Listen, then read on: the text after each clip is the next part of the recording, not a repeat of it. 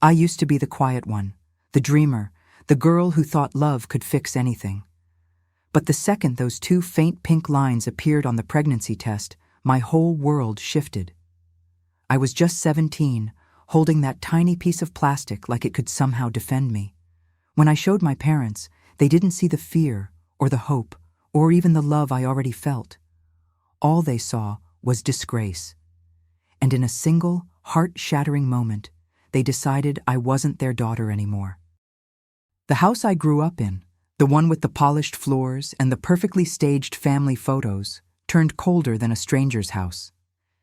I still remember the look on my father's face, like I'd dragged mud across his spotless life. My mother cried, but it wasn't sadness for me. It was the sound of a woman mourning her own reputation. Within an hour, my bags were packed.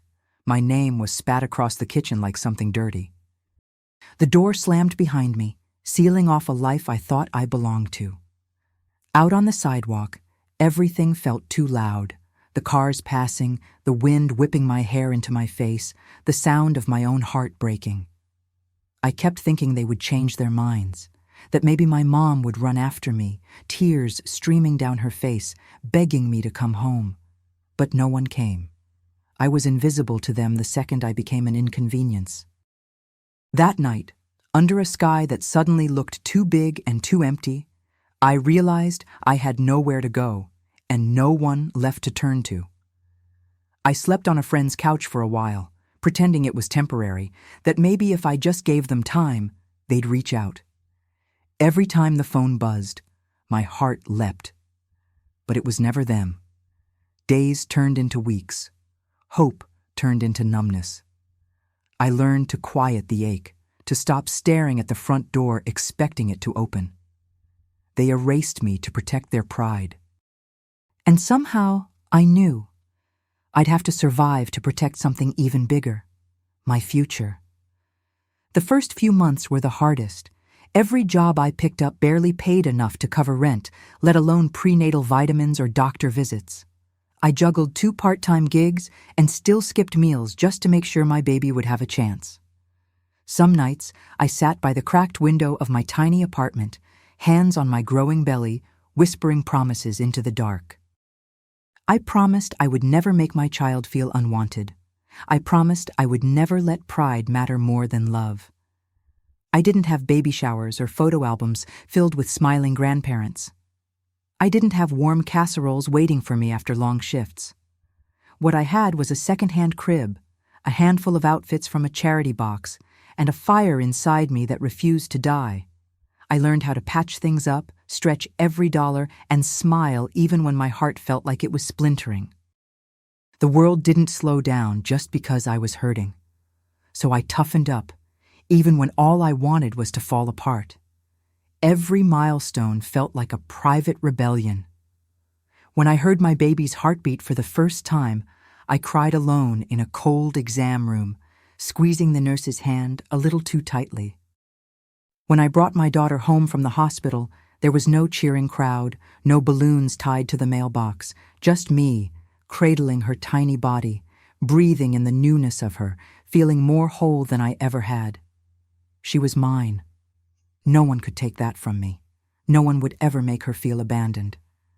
I named her Hope because that's exactly what she was, the one thing that never let me completely break.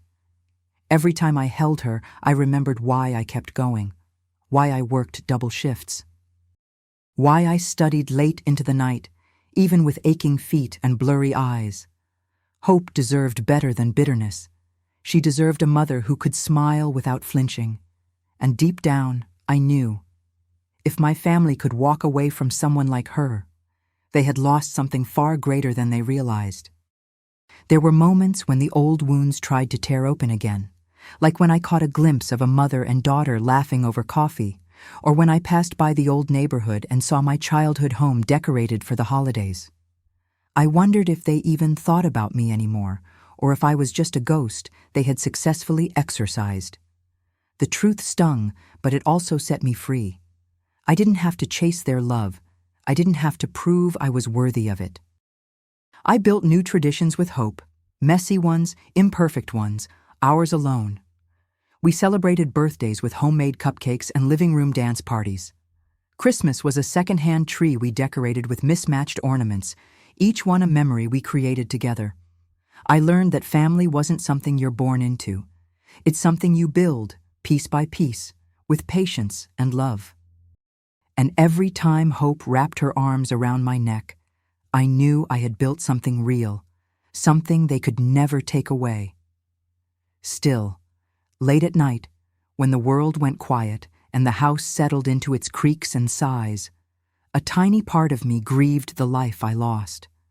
Not because I missed them, but because I finally understood they had never really seen me at all. They loved the idea of a daughter who fit their picture-perfect world, not the real, messy, stubborn girl I was. Letting go of them was hard, but holding on to my own worth was harder, and that's exactly why I had to do it. They thought they erased me to protect their pride. They thought they slammed that door and locked me out for good. But what they didn't realize was that they didn't shut me out of a family. They set me free to create something better. And someday, I knew. The story wouldn't end with their rejection. It would begin with my resilience. The years didn't pass. They built themselves around me like a fortress. Every hard day, every sleepless night, every small victory stacked one on top of the other until I barely recognized the girl who had once stood trembling on that sidewalk. I worked my way through night classes, fueled by cheap coffee and pure stubbornness.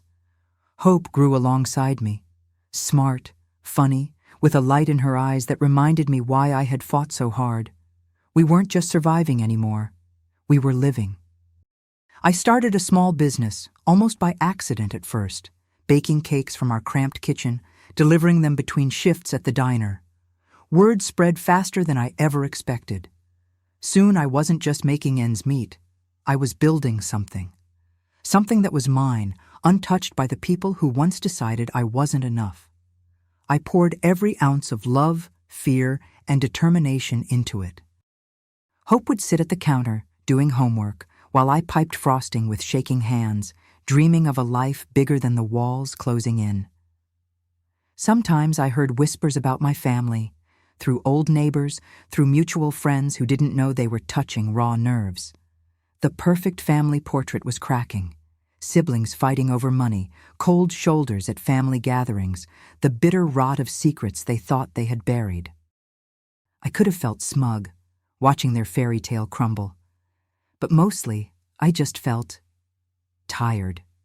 Tired of carrying old hurt like a badge. Tired of wasting precious energy on people who never wasted a thought on me. Hope asked about them once, just once, after a school project on family trees. I told her the truth, as gently as I could, that sometimes people love the idea of you more than the reality, and that's their loss, not yours.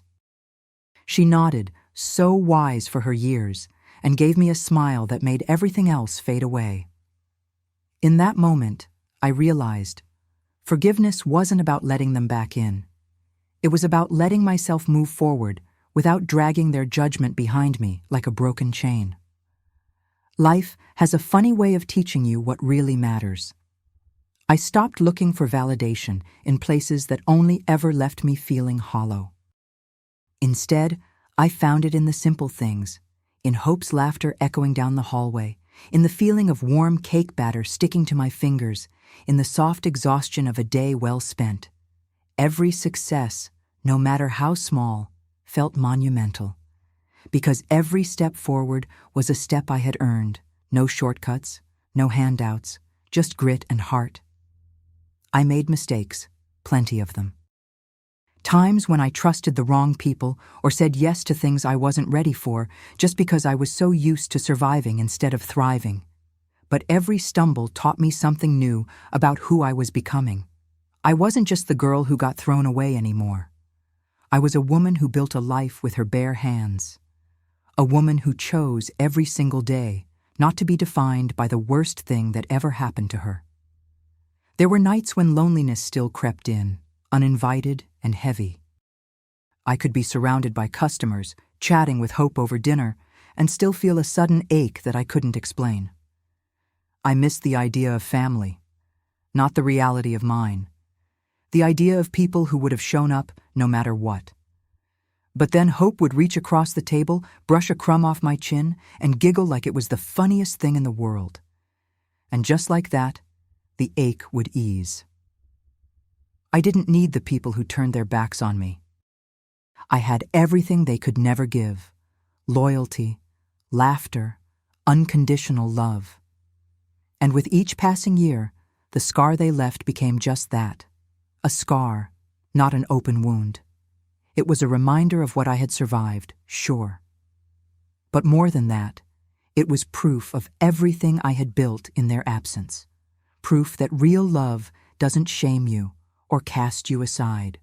Real love stays. Real love grows. I never set out to prove anything to them, but somewhere along the way, my life became its own kind of quiet rebellion. Every smile, every milestone, every happy memory with Hope was a testament that they hadn't broken me. They hadn't even come close. If anything, being cast out forced me to find a strength I didn't know lived inside me.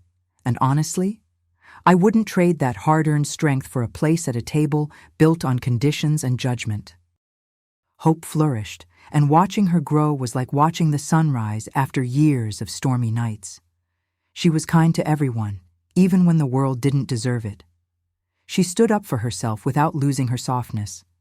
Sometimes I wondered if she got that from me, or if she had simply been born with a heart bigger than mine. Either way, she was living proof that love, when it's real and unconditional, could heal what pride once tried to destroy. As time went on, it wasn't that I forgot them. It was that I stopped letting them take up space in my story. They became background noise, a faded chapter in a book I was still writing, page by page, with my own hands. There was a quiet power in that, a freedom that felt bigger and brighter than any apology they could have offered. Not that one ever came. And I realized that forgiveness, real forgiveness, wasn't about them at all. It was about me finally being able to breathe. I didn't need to make grand speeches or seek them out to prove how far I had come. Living well, living honestly, was the answer. And even though the scar still sometimes itched on old rainy days, I knew something with every fiber of my being. I had outgrown the ones who couldn't love me properly. And somewhere deep inside, I felt it. The winds of change beginning to stir again, carrying with them a call I hadn't expected to hear. The call came on an ordinary Wednesday, slipping into my life like a stone dropped into still water. An old neighbor left a message on my voicemail, hurried, awkward, like she didn't know whether to pity me or warn me. My mother was sick, she said, really sick, and the rest of the family? Too busy, too far, too something to come. I stared at my phone, numb, the words echoing in a corner of my heart I thought I'd boarded up years ago. At first, I told myself it wasn't my problem. After all, they had made it very clear that I wasn't part of their family anymore. They had locked that door, turned the key, and tossed it into the ocean without a second thought. But as I stood there, Hope's laughter floating in from the next room, I felt something else rise in me. Not obligation, not guilt, but something quieter. A kind of compassion that had nothing to do with them, and everything to do with who I had become. Hope watched me with those wise, knowing eyes of hers, sensing the battle raging inside me. "You always tell me kindness is a strength, not a weakness," she said, her voice soft but steady. And just like that, my decision was made.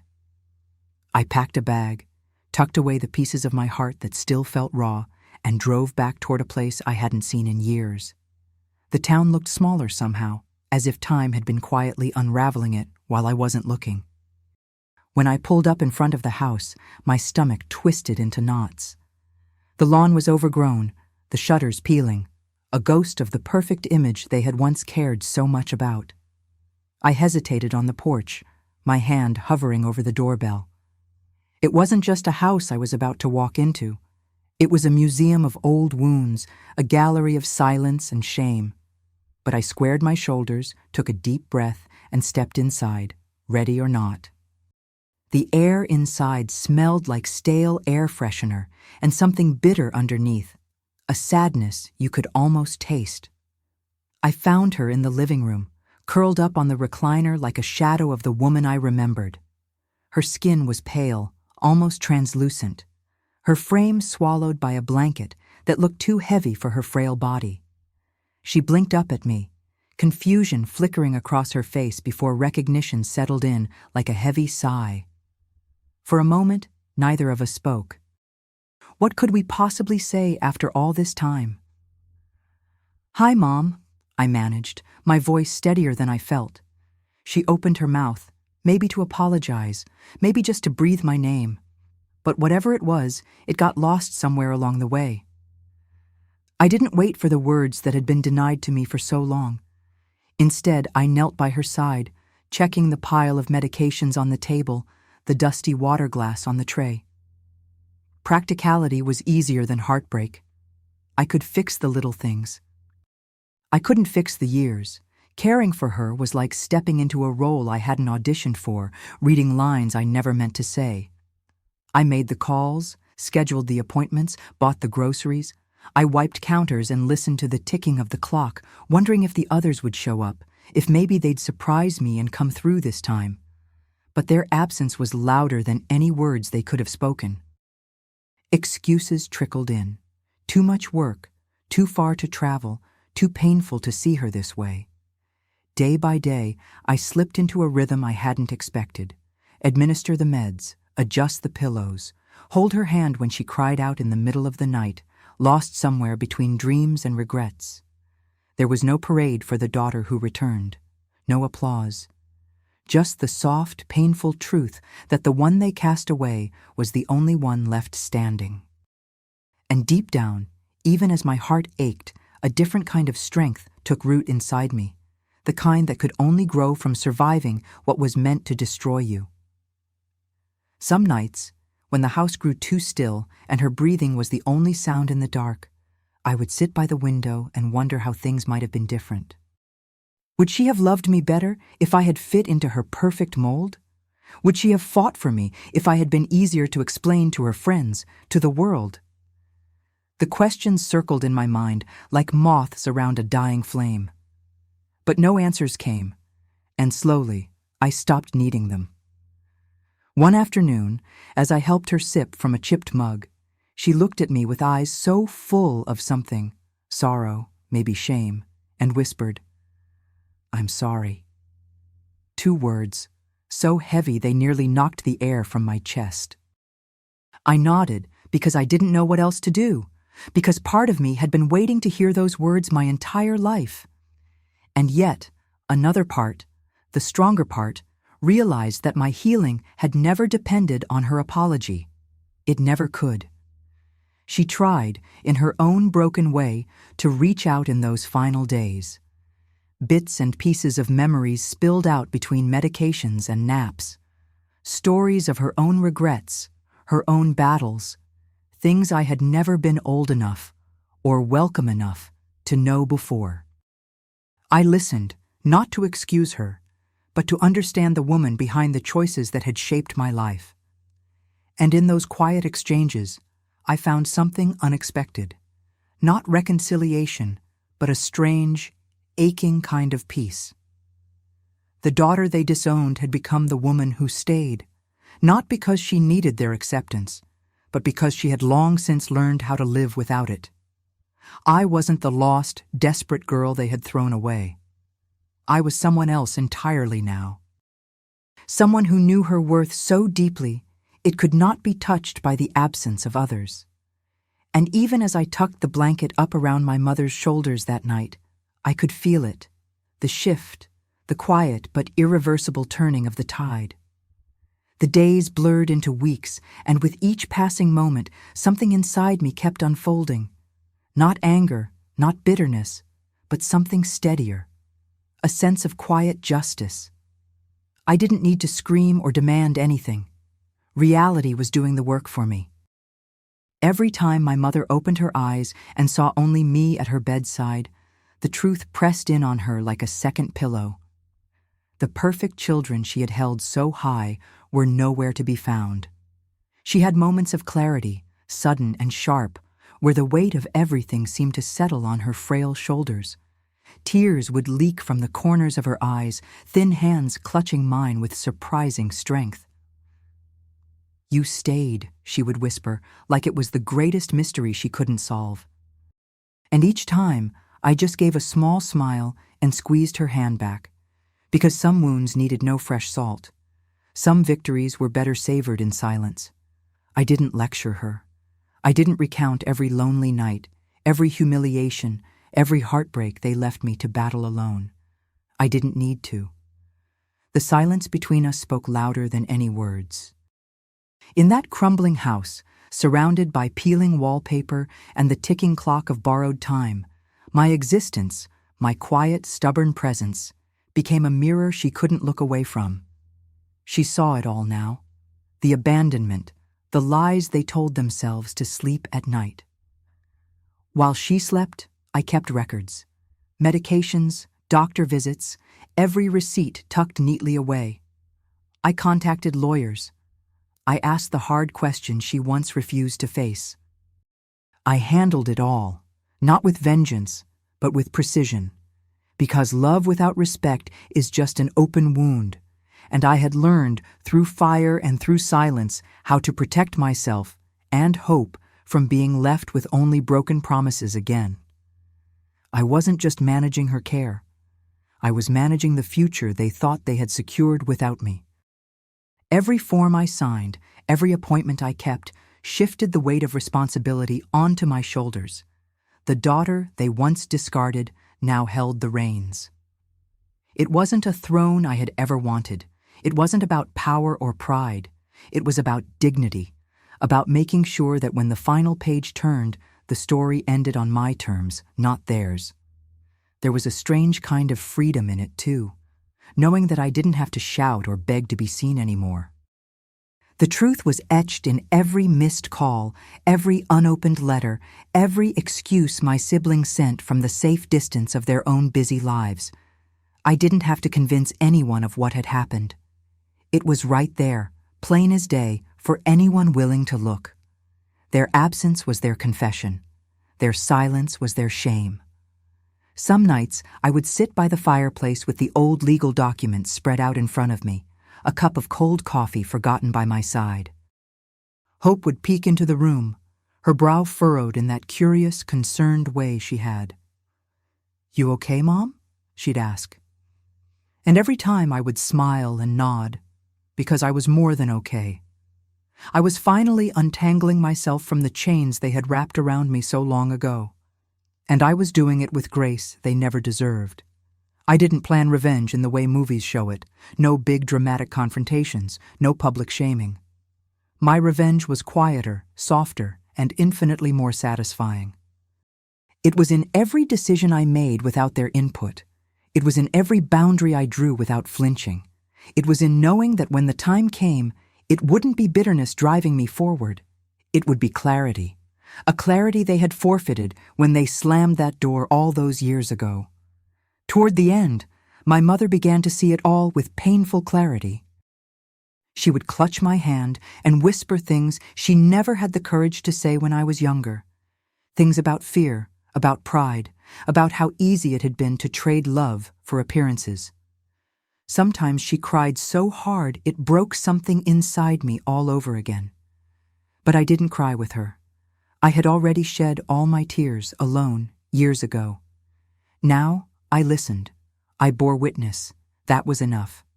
Forgiveness became a living, breathing thing between us.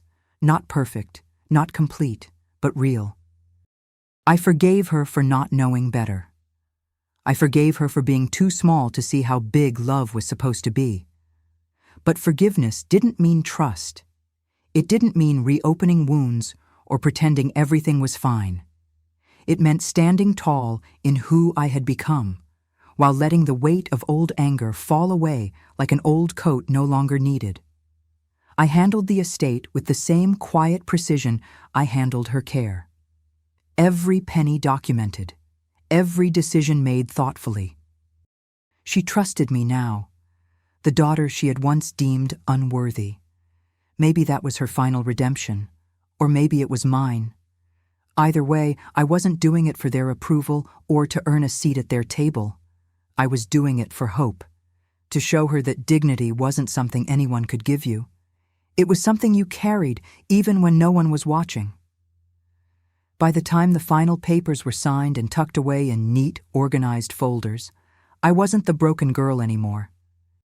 I was the woman who had survived being thrown away. I was the one who stayed, who endured, who grew. And as I closed the last folder and looked out the dusty window of the crumbling house, I knew the end of this chapter wasn't sorrow. It was strength.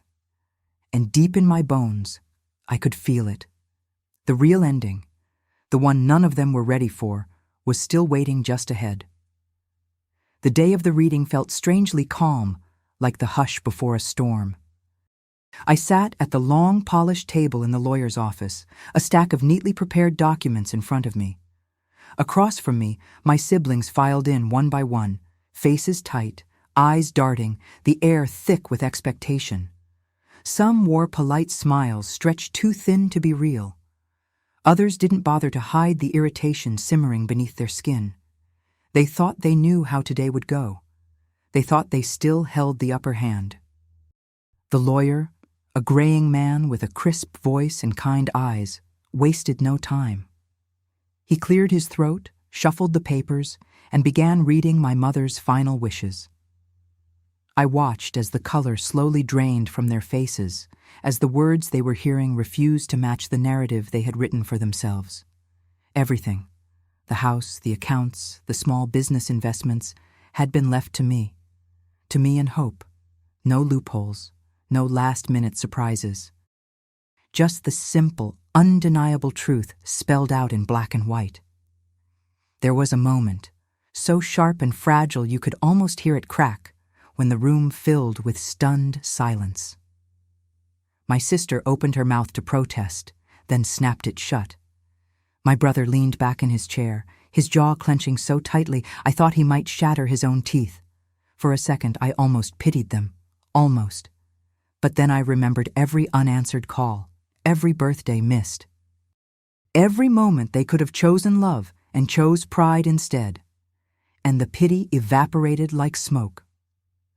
When the lawyer finished, he turned to me and asked if I had anything I wanted to say. I looked around the room, at the people who once thought I was disposable, and smiled. Not the brittle smile they were used to, but something deeper, calmer. "You were too busy to care for her when she was alive," I said, my voice steady. "Don't pretend she mattered now that she's gone." And just like that, the past they tried to bury came roaring back to life, and there was no more hiding from it. Their reactions came in waves, anger first, then denial, then the bitter scramble to find someone else to blame. My sister accused the lawyer of manipulating our mother. My brother muttered about influence and unfairness, his voice rising louder with every sentence. They couldn't even see it, how their absence had been their own undoing. How every missed opportunity to show up had built the very wall that now shut them out. I didn't argue. I didn't need to. The truth sat between us, undeniable and sharp-edged. I gathered the paperwork quietly, methodically, as if closing the door on a part of my life I had long outgrown. Hope waited just outside the office door, her hands folded in her lap, a steady little presence that reminded me why I had fought so hard to build this life. When I stepped out into the hallway, she looked up at me and smiled, that wide, fearless smile she had carried since the day she was born. And in that moment, I knew. We weren't just surviving anymore. We were thriving. The building felt different on the way out, lighter somehow, even as the weight of their glares burned into my back. They stayed behind, stewing in their disbelief, while Hope and I stepped into the sunlight, into the clean, open air. I wanted to feel triumphant, but what I felt instead was something deeper, a quiet, anchored peace. I hadn't taken anything from them. They had given it away, one selfish choice at a time. All I did was refuse to carry their guilt with me. At dinner that night, Hope raised her glass of lemonade and said, "To new beginnings." I clinked my glass against hers, feeling a lump rise in my throat. Not from sadness, from relief, from gratitude.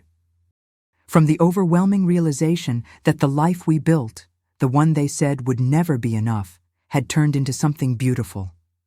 Something stronger than betrayal, louder than shame, bigger than any legacy they tried to deny me. The days that followed were quieter than I expected. No angry phone calls, no desperate emails, just silence. The same kind they had offered me all those years ago. Only this time, it didn't hurt. This time, it felt like a closed chapter, a door I had chosen to shut with my own hands. They had thrown me away like a burden, like a stain they couldn't scrub clean. But I had risen, not just despite them, because of them. Stronger, wiser, unbreakable. I poured everything into rebuilding the house, not because it held sentimental value, but because it was part of the inheritance they thought I wasn't worthy of. New paint, new furniture, new memories. Hope helped pick the colors. Bold, bright, full of life. With every brushstroke, every nail hammered into the walls, we rewrote the story they tried to end. This place wasn't a monument to what was lost. It was a celebration of everything we had saved: dignity, family, real love. Sometimes I would catch myself standing by the window, watching Hope laugh in the yard, and I would wonder what my mother saw in those final days. If she understood that, by choosing appearances over love, she had lost the one thing that could have saved her from dying alone. Maybe she did.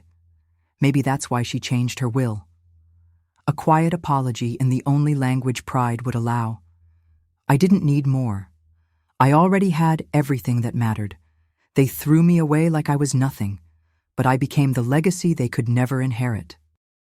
And standing there, watching the sunset pour gold over everything Hope and I had built with our own hands, I realized something so profound it settled deep into my bones. I was never the burden. I was always the blessing. They just weren't brave enough to see it.